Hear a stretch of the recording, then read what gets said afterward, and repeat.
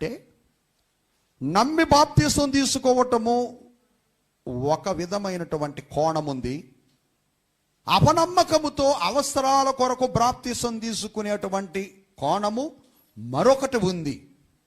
అంటే ఏ సందర్భాలలో బాప్తీసం తీసుకుంటారట అపనమ్మకముతో?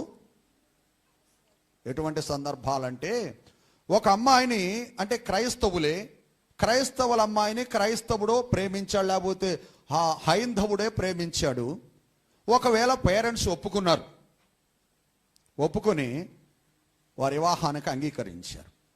అయితే క్రైస్తవులు అడిగే మాట ఏంటంటే, అయ్యా నువ్వు హైందవుడు అయితే అయ్యావు, ఇదిగో మా సాంప్రదాయం ప్రకారంగా మా అమ్మాయిని నీకు ఇచ్చి వివాహం చేయాలంటే మొట్టమొదటిగా బాప్తిస్మం ఉండాలి, నువ్వు బాప్తిసం తీసుకోవాలి అనగానే ఇతడు బాప్తిసం తీసుకోను అంటానికి అమ్మాయిని బహుగా ప్రేమించాడు.